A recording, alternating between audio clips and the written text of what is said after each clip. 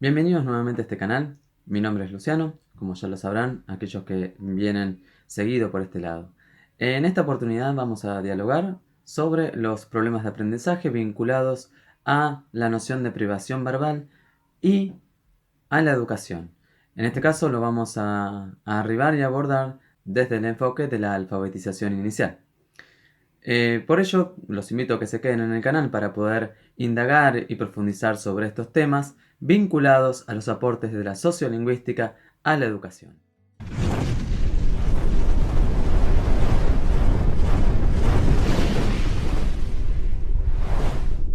En esta presentación vamos a indagar sobre la noción de lenguaje y lengua, para luego deslindar esas concepciones y las connotaciones o prejuicios que hay en torno a la lengua en el campo de la educación. Estas connotaciones y estos prejuicios que aparecen en torno a la lengua que hablan los hablantes de determinados territorios son condiciones que a su vez actúan como condicionantes de la enseñanza y el aprendizaje de la lectura y la escritura. Por ello, en esta presentación lo que vamos a hacer es hacer un recorrido puntual sobre algunas nociones desarrolladas desde la perspectiva de la sociolingüística, entendiendo la sociolingüística como aquella que nos permite conocer el campo simbólico de la lengua dentro de un contexto determinado. Para ello, vamos a iniciar pensando entonces en la diferenciación existente entre lo que es el lenguaje y lo que es la lengua. En otras presentaciones lo hemos venido hablando. Lenguaje y lengua no es lo mismo. Cuando hablamos de lenguaje hablamos de una condición innata, biológica, que nos permite adquirir o desarrollar una determinada lengua. Y cuando hablamos de lengua lo hacemos haciendo referencia a los dialectos que se desarrollan en torno al habla. ¿Sí? De esta manera y esta diferenciación nos permite posicionarnos para entender este campo simbólico del lenguaje y de la lengua dentro de un contexto determinado. El lenguaje y la lengua están condicionadas por el contexto. Ahora bien, si nos vamos a posicionar de una perspectiva sociolingüística, tenemos que pensar desde dónde nos paramos para leer la lengua que se desarrolla dentro del contexto educativo. En principio vamos a pensarlo de la siguiente manera. Cuando la podemos ver desde dos perspectivas. Una de una perspectiva innatista y otra desde una perspectiva del contexto social. Si nos posicionamos de una perspectiva innatista, podemos decir que la lengua se desarrolla naturalmente en una persona, en base a sus condiciones cognitivas. Si nos posicionamos de un lugar meramente desde el contexto, podemos decir que el desarrollo de la lengua está fuertemente influido por el contexto y por lo tanto también lo estarán las limitaciones o el enriquecimiento de la misma. Desde estas dos perspectivas se viene leyendo el campo educativo y lo que acontece en las interacciones en el contexto situacional. Así, vamos a pensar entonces que si asociamos al desarrollo de la lengua con una condición cognitiva, nos va a llevar inmediatamente a pensar que si un alumno tiene poco desarrollo del lenguaje, seguramente tendrá un desarrollo intelectual bajo. Si nos posicionamos desde el lugar del contexto social, vamos a pensar que un niño no ha desarrollado su lenguaje o la lengua de una manera fluida debido a que el contexto social en el cual está inserto es muy pobre en el desarrollo de esa lengua. Ahora bien, ambas posiciones van a poner y focalizar la problemática del aprendizaje, en este caso, en el sujeto que aprende, en el niño o en el contexto del niño. Y esto es una de las perspectivas muy peligrosas y muy habituales en el contexto de la educación. Por lo tanto, llamamos la atención sobre este tema. ¿Sí? Prestemos atención desde dónde vamos a connotar, desde dónde vamos a mirar la lengua que hablan nuestros alumnos. Porque según de donde nosotros estemos mirando el desarrollo de la lengua de ese alumno que tenemos en nuestra aula, es desde donde nosotros vamos a poder ofrecer las herramientas didácticas y estrategias pedagógicas para desenvolvernos adecuadamente en el contexto educativo y especialmente en la enseñanza y el aprendizaje de la lectura y la escritura. Estas dos posturas no son las dos posturas que realmente queremos fomentar desde la sociolingüística. Por lo tanto, hay que pensarla desde otro ángulo. La sociolingüística más moderna ha podido empezar a focalizar desde otro lugar esta situación de la lectura y la escritura o de cómo se desarrolla la lengua dentro del contexto escolar. En torno a lo que venía dialogando y presentando en el inicio de esta presentación, tenemos que pensar entonces cómo connotamos o cuál es el imaginario que tenemos de la lengua dentro de nuestra aula. A su vez, tenemos que pensar cuáles son las representaciones que tenemos sobre estas lenguas. Cuando hacemos referencia a las connotaciones o imaginarios que circulan en torno a la lengua, hay autores que afirman que generalmente el estatus que tiene la lengua es el estatus que les damos a las personas. Por lo tanto, si pensamos que una lengua es mala o que una lengua es inferior a otra, vamos a considerar que esa persona también lo es. Digamos, estas son algunas investigaciones o aportes que dan en torno a cuáles son los imaginarios que circulan en relación a las lenguas que manejan los hablantes. También cuando hablamos de representaciones, hacemos referencia a qué valor le estamos dando a esas lenguas. Cuando hablamos de representaciones, también tiene que ver con qué valor le damos a una lengua.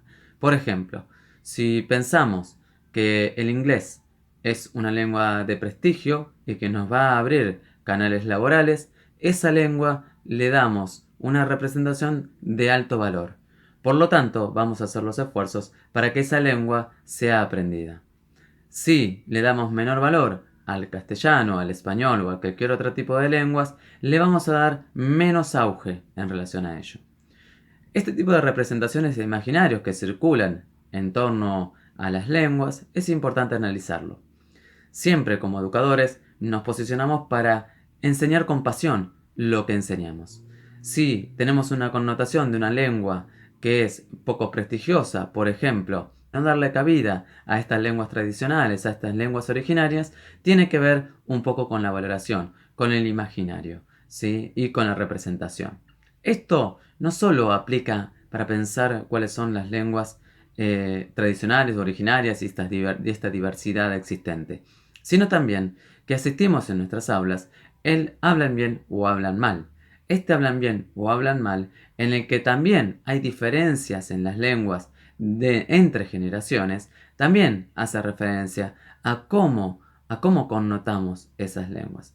Un niño, un alumno que utiliza un código barrial para referirse en el contexto escolar, vamos a posicionarlo como un chico que tiene determinado desarrollo del lenguaje. Ahora bien, si vamos a pensar que ese chico tiene un lenguaje pobre y por lo tanto va a tener un cociente intelectual pobre, vamos a actuar de una manera diferente, ¿sí? Y cuando encontramos alumnos que tienen un lenguaje rico, pensamos automáticamente que es muy inteligente.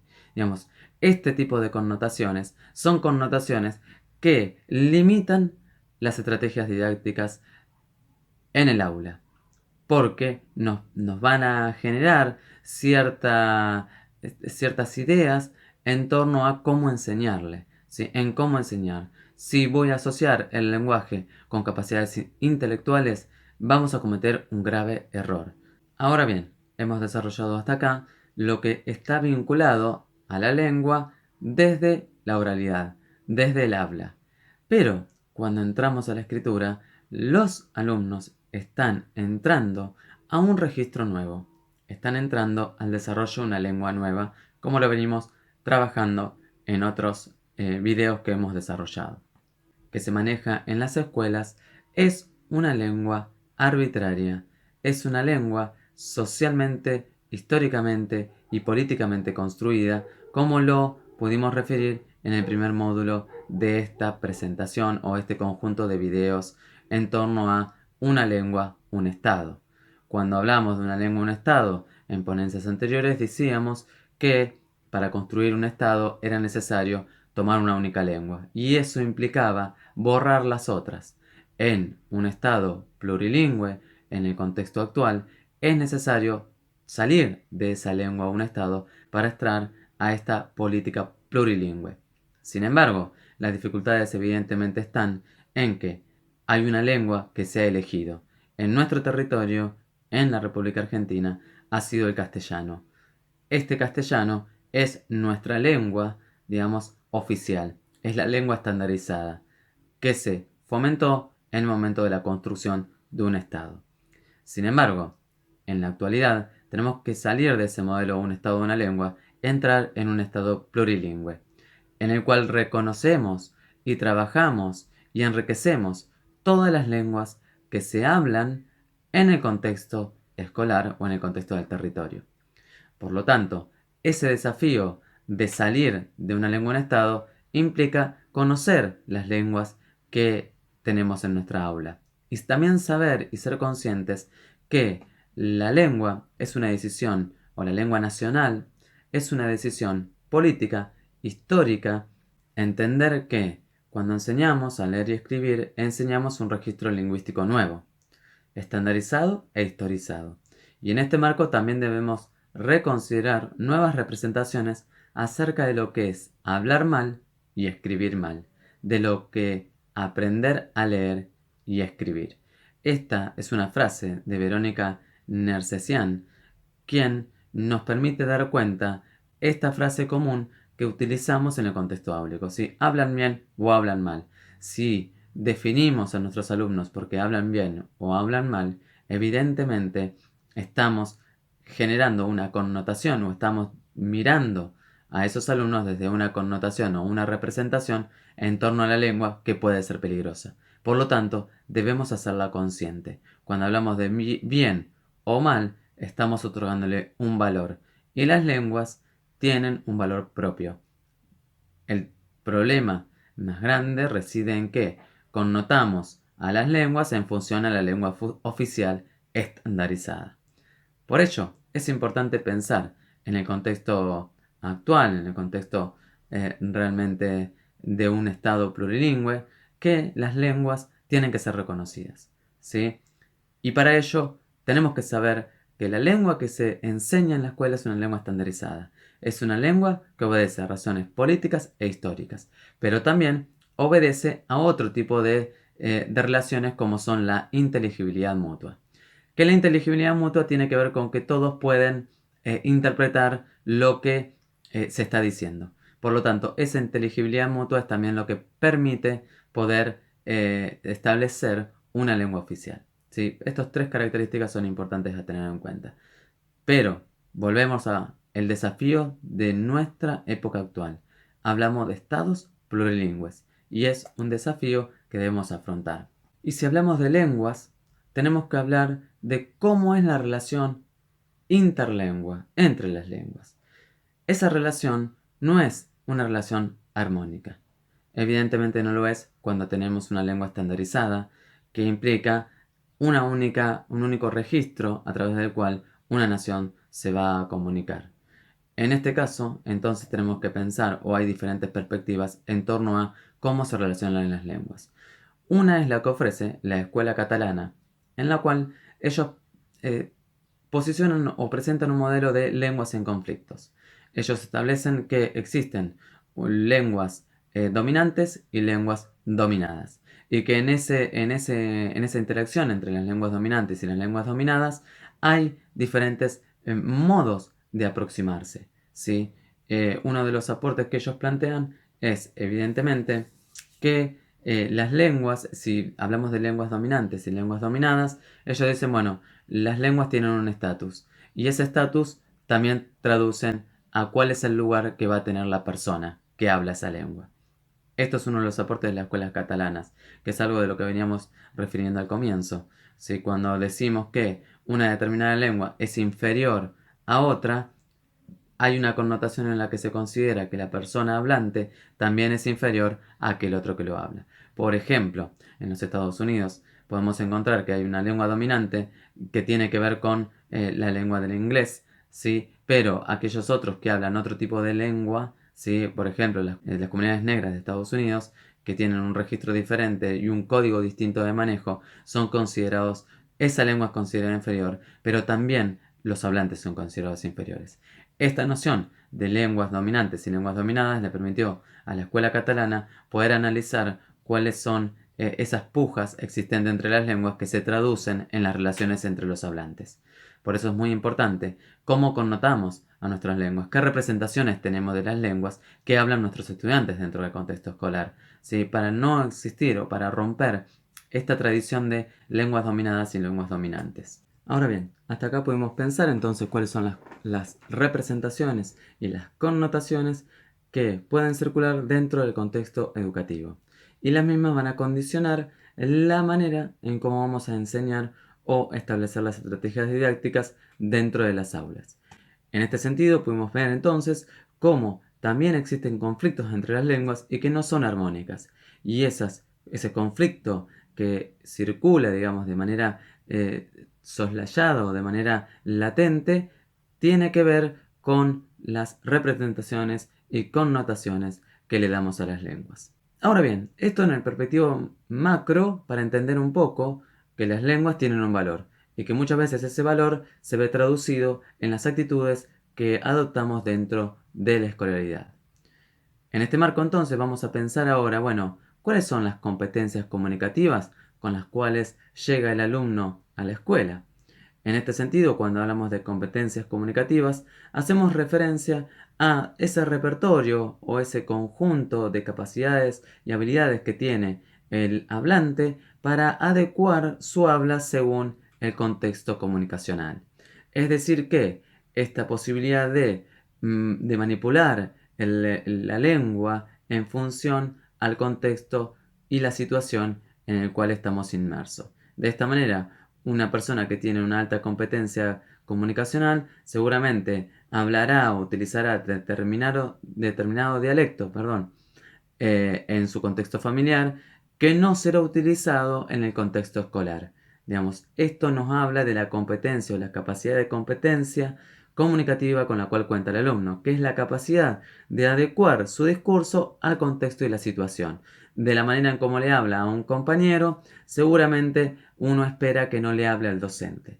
Ahora bien, esto en el aula sabemos que no es tan lineal, porque evidentemente la competencia comunicativa debe ser enseñada.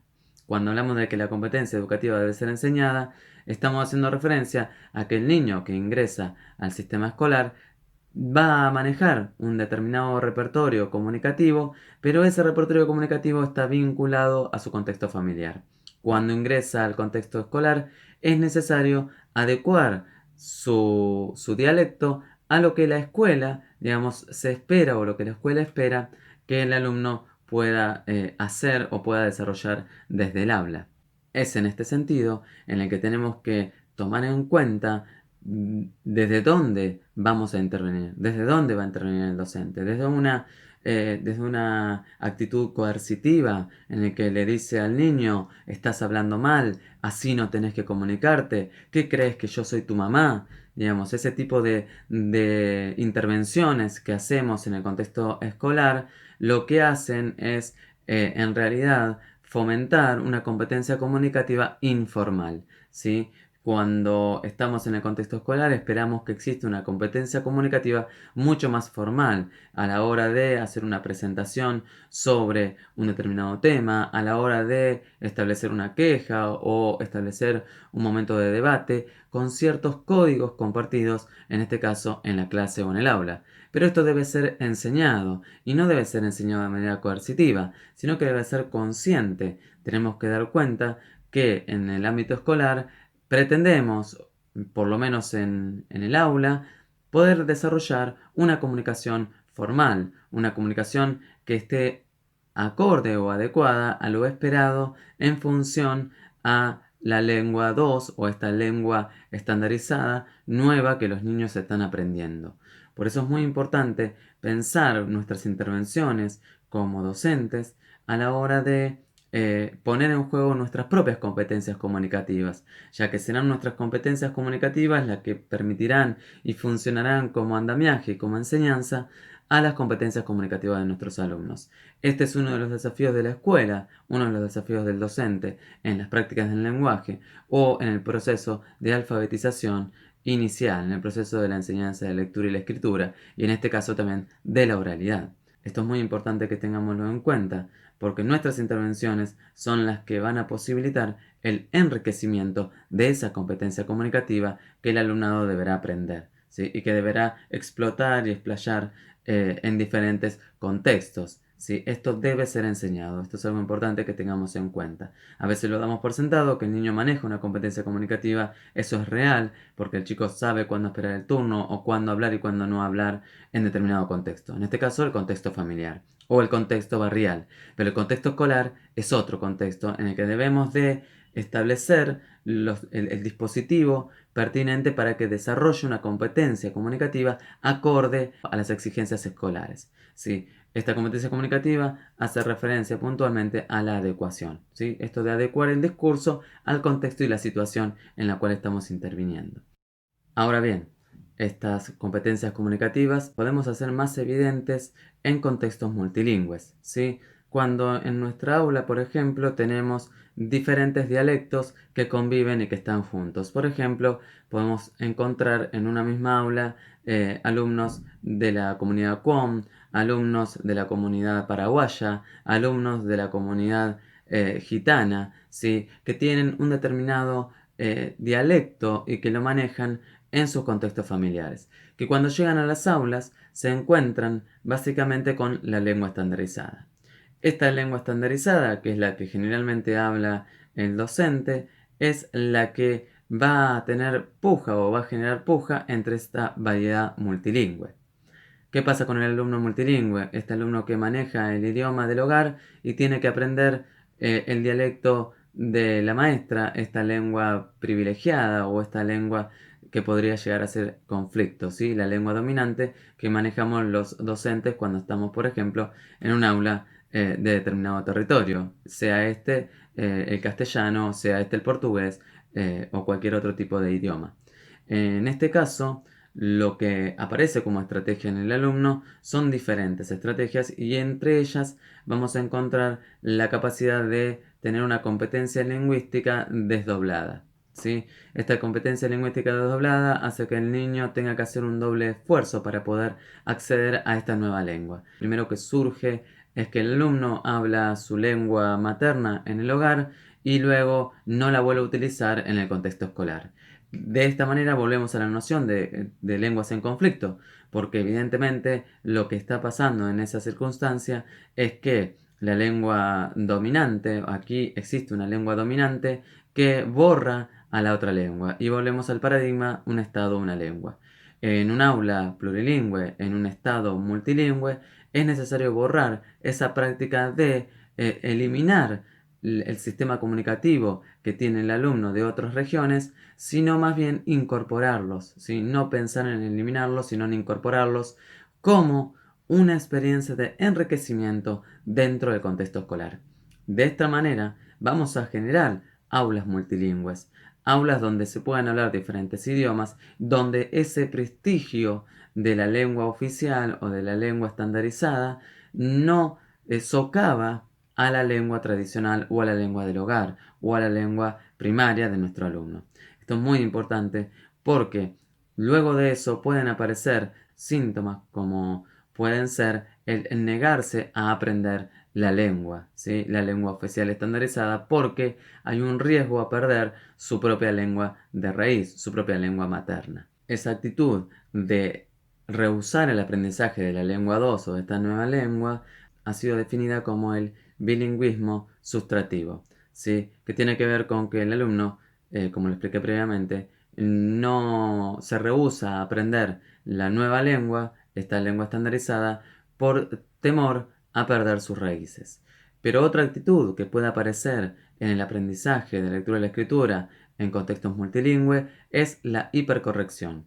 ¿Sí? La hipercorrección hace referencia a generalizar ciertos términos de la lengua estandarizada, ¿sí?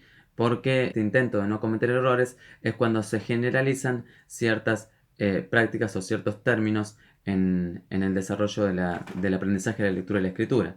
Por ejemplo, una puede ser la escritura de cualquiera persona o mi hija mayora, ¿sí? Esos errores que están asociados a esta hipercorrección. En ese proceso de hipercorrección lo que podemos ver es exactamente, en síntesis, la generalización de determinadas pautas de la escritura, ¿sí? El agregado de las eses en todas las palabras, por ejemplo, para utilizar el plural de una manera generalizada, es una hipercorrección que se pretende hacer para intentar aproximarse a la lengua estandarizada, social, histórica y políticamente elegida. De esta manera podemos ver que existen algunos mecanismos que las comunidades multilingües utilizan para intentar aprender esta nueva lengua, cuyo distanciamiento es mayor a aquellos que ya manejan esta lengua en su hogar. Por ejemplo, una persona del castellano en Argentina tiene menor recorrido para poder aprender la lengua estandarizada porque ya maneja esa lengua. La clase media, digamos, maneja esa lengua estandarizada. Sin embargo, las comunidades Kwon o las comunidades originarias tienen que hacer un recorrido o una distancia más larga para poder acceder a esa lengua estandarizada. Y en esa lengua estandarizada pueden aparecer estos dos síntomas u otros, pero los más comunes son la hipercorrección y el bilingüismo sustractivo, ¿sí? Que dijimos previamente implica el rechazo a aprender esta nueva lengua por temor a perder sus raíces originarias. Hasta acá pudimos ver cómo las connotaciones y las representaciones en torno a la lengua influyen en las estrategias didácticas que vamos desarrollando en el aula en torno a la alfabetización inicial. También pudimos observar cómo existen mecanismos que utilizan los alumnos para poder adecuarse o adecuar y generar competencias comunicativas en torno a la lengua estandarizada, que como dijimos es histórica, social y políticamente elegida. ¿Sí? Por lo tanto, esa elección implicó borrar algunas lenguas y en un estado nuevo, en este estado que nos presentamos hoy, hablamos de un estado multilingüe, el desafío consistirá básicamente en aceptar, reconocer y trabajar en torno a estas lenguas que circulan en un estado multilingüe. Otro de los aspectos que es importante destacar, además de estos mecanismos defensivos, como dijimos, la hipercorrección o el multilingüismo sustractivo, también aparece otra de las tendencias, y esto va en corolario o en correlación a lo que veníamos diciendo antes, ¿sí? Que son las teorías del déficit. Cuando hablamos de un lenguaje, muchas veces se asocia el lenguaje con la capacidad cognitiva y eso genera determinadas prácticas que van en torno a programas remediales o a programas en el cual se pone como problema al alumno y éste necesitará de un maestro particular, un psicopedagogo o otro tipo de terapia porque evidentemente tiene un problema para poder acceder a la lengua estandarizada, que vuelvo a recordarlo, es social, histórica y políticamente elegida, ¿sí? Por lo tanto, es evidente que en algunas comunidades existan estas defensas que hemos desarrollado previamente. En este punto me gustaría pasar de la teoría del niño problema a una de la alfabetización con el usuario de la lengua, ¿sí? Las teorías del niño problema son aquellas en las que están focalizando que la dificultad es cognitiva, es individual y es propia del niño o de su familia, ¿sí? Y esto lleva a los programas que mencioné, que son los programas de corrección o correctivos, que pretenden encauzar al niño hacia la lengua estandarizada con prácticas sistemáticas y totalmente a veces frustrantes para el propio niño, quien lo posiciona como un niño problema, ¿sí? Vamos a cambiar la perspectiva, vamos a pensar que desde el aula podemos diagramar estrategias, ¿sí? Que permitan sostener el recorrido, ese recorrido más amplio que tienen que hacer los alumnos de determinadas comunidades para acceder a la lengua estandarizada, social y políticamente elegida.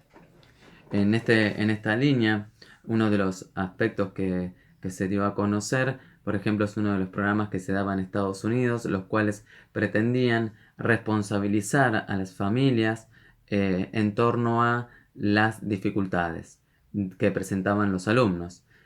Así aparecieron términos de códigos amplios y códigos restringidos. Este término de código amplio y código restringido, el código restringido estaba asociado a los sectores de la clase trabajadora de los negros en Estados Unidos, quienes tendrían, según estas investigaciones, una limitación en el desarrollo del lenguaje.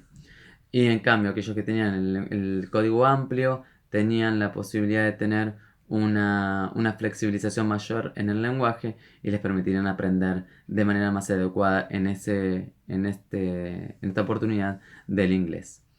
Estas teorías son las que llevaron a establecer la necesidad de programas remediales que implicaban que los alumnos asistieran a determinadas clases particulares o a determinadas terapias que los reencauzaran en torno a la riqueza la riqueza en el lenguaje que ellos no habían tenido en sus hogares. Eh, desde la perspectiva de otro de los autores sociólogos muy importantes en estas líneas, es que esto no es así. William Labov es quien decide salirse de ese posicionamiento de la teoría del déficit y plantear que no, que lo que existen en realidad son diferencias, ¿sí? Diferencias y que en todo caso no se trata de la riqueza que el alumno tiene en su contexto, ¿sí? Porque él pudo comprobar que en realidad los niños, en este caso de las comunidades negras y trabajadoras, tenían mayor acceso a lecturas, escrituras y materiales y muchísima vía del lenguaje, de la lengua en el contexto familiar o riqueza en la lengua en el contexto familiar, pero lo que fallaba, según William Labov, eran las pruebas estandarizadas, ¿sí? Cuando se establecían este tipo de estudios en los cuales al alumno se lo sometía a un test del lenguaje y de la lengua, lo que se podía observar era que los niños se retraían y no expresaban libremente con fluidez el desarrollo de su lenguaje. Sin embargo, Labov decidió sacar todos esos instrumentos y establecer una entrevista en términos cotidianos. En esas entrevistas cotidianas con los niños, con los mismos niños evaluados a través de determinados tests, pudo observar que hay una riqueza en el lenguaje enorme y que lo que los frenaba a estos alumnos eran otros factores, como son la timidez o la situación de evaluación a la cual se somete cuando aplicamos determinados tests psicométricos en relación a ello. Con este estudio, Labov rompe con la teoría del déficit que nos permitió salir de esa idea o de esa falsedad del mito de la privación verbal. La privación verbal hace referencia a esta noción de pensar de que los niños más pobres o de sectores más vulnerados tienen una pobreza en el lenguaje que traduce o que se traduce en las competencias cognitivas. Por eso mismo es necesario poder indagar cuáles son las competencias comunicativas, cuál es la lengua que manejan nuestros alumnos, porque esa lengua es el punto de partida y es el recorrido que tendrán que hacer para acceder a la lengua estandarizada, social, cultural, históricamente y políticamente elegida para ser enseñada en las escuelas a través de las prácticas de alfabetización inicial. En esta línea, y para ir cerrando esta presentación, va a ser muy importante poder analizar cuáles son nuestras representaciones de clase, si esto hace referencia a que el docente tiene una representación de cómo los alumnos se van a posicionar en su clase, de qué manera van a hablar, en qué momentos oportunos van a poder hacer intervenciones. Estas representaciones de clase son las que nosotros, cuando pensamos en nuestros alumnos, nos planteamos. Y esas son las que tenemos que adecuar a la realidad multilingüe de nuestras aulas. Y para ello se hace imprescindible analizar cuál es la lengua materna, cuál es la lengua que se habla en el hogar, cuál es la lengua que el niño maneja. Esas lenguas son insumo de oportunidades para diagramar estrategias didácticas acordes en torno a la alfabetización inicial. Por ello, es muy importante pensar que la lengua que se habla no es meramente un código que el chico trae de la familia, que es meramente un código que encima que trae de la familia hay que borrarlo, eliminarlo porque hablan mal, sino más bien es una oportunidad para enriquecer nuestra enseñanza, para enriquecer el aula multilingüe. Este es un desafío que deberemos de adoptar los docentes en torno a la alfabetización inicial. No tomar las lenguas a la ligera, sino pensar en estas como oportunidades de enriquecimiento mutuo en torno a la alfabetización. Espero que esto haya sido de gran aporte para el desempeño profesional de la docencia y nos vamos a encontrar en el próximo video analizando nuevos aportes de otras líneas teóricas que nos permiten enriquecer el campo de la alfabetización inicial. Nos vemos pronto. No olviden suscribirse al canal para acceder rápidamente al nuevo video que estaré subiendo pronto. Hasta luego.